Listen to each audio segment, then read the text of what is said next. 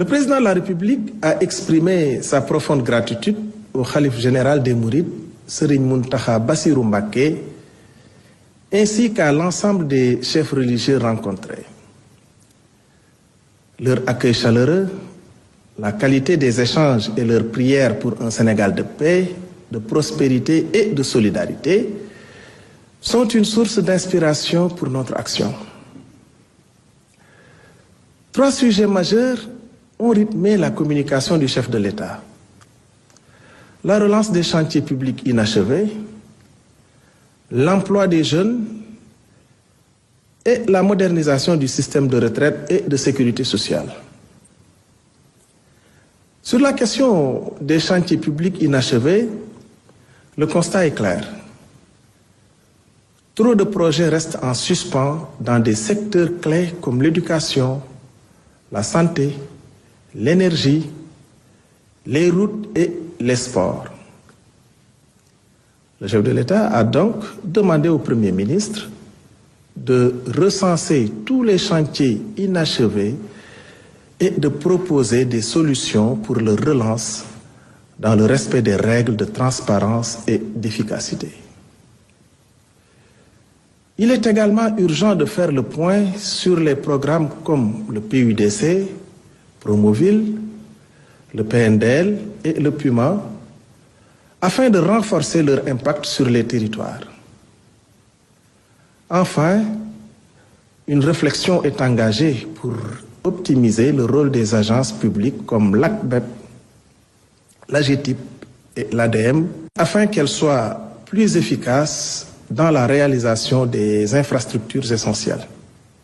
Concernant l'emploi des jeunes, qui demeure une priorité absolue, le président de la République a rappelé au gouvernement l'urgence de promouvoir l'entrepreneuriat et l'insertion professionnelle des jeunes.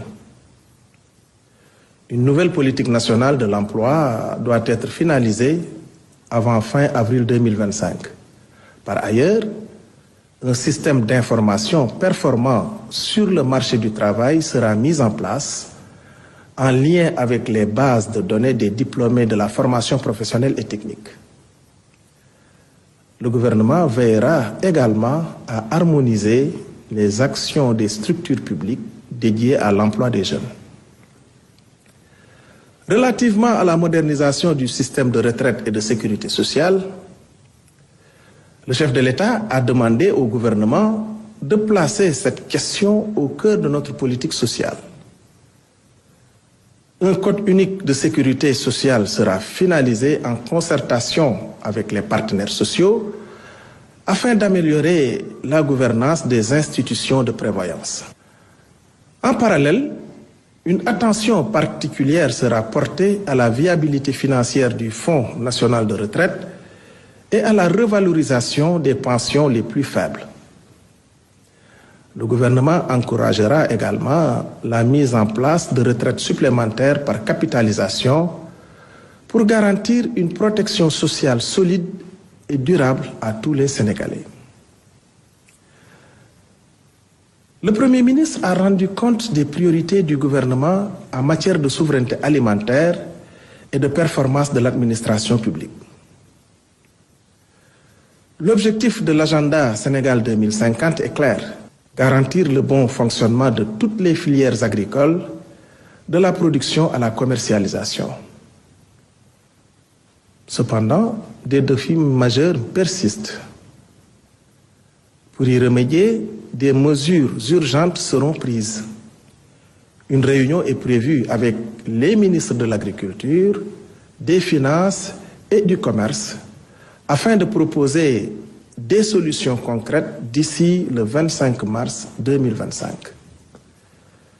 De plus, un cadre de concertation interministérielle sera mis en place pour structurer durablement la commercialisation des produits agricoles.